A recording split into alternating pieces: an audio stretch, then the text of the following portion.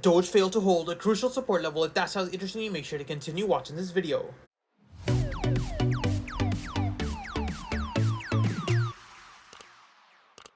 We just broke over 2,900 Telegram members. If you want to stay up to date with all of my trades and spot positions, make sure to check out the link in the bio. It is absolutely free. Hey guys, Pingu Charts here. Welcome back to another Dogecoin analysis video. As always, if you do enjoy my content, make sure to hit that like and subscribe button. If you guys are interested in 35,000 trading bonus, make sure to check out the link in the bio. Now, ladies and gentlemen, as you guys can see on Doge, we were waiting for a break structure above 0.1855, and you can see that pretty much did end up rejecting that level. And right here was a crucial point for Doge. You can see that we did have a possible third test opportunity, but instead we used the exponential moving averages as resistance.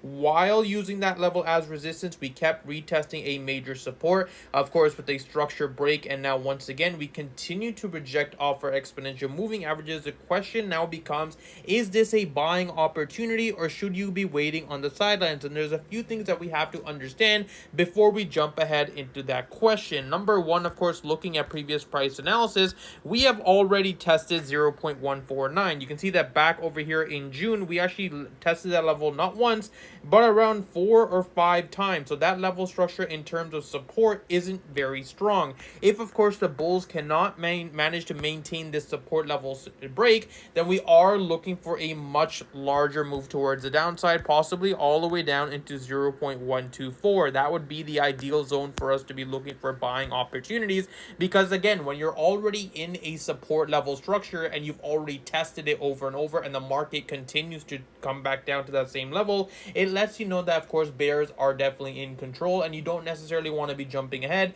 because that means the support level structure more than likely is going to end up breaking, and you want to be very patient with your entries. That brings me to my next point, of course, which is the daily time frame. Now, in order for us to see some sort of bottom opportunity on Doge, the first step is to try to break above the exponential moving averages. Now, their good news is on the daily, we have a possible W formation looking to play out. Over in Telegram, I did mention to you guys as well that we are looking for a short squeeze soon, because of the fact that there are a ton of shorts that are laddered within this range, and a lot of people are becoming bearish. I wouldn't be surprised if we did manage to complete this W formation, hitting into the exponential moving averages, but then of course, that's where things get very interesting. From a bullish level, we need to break above the exponential moving averages and try to get above 0.185. A structure break above that, and we have clear long opportunities into the 20-cent range. And again, looking at the 20 cents on the daily, you can see it was also tested multiple times. So the top of the move set would be 24.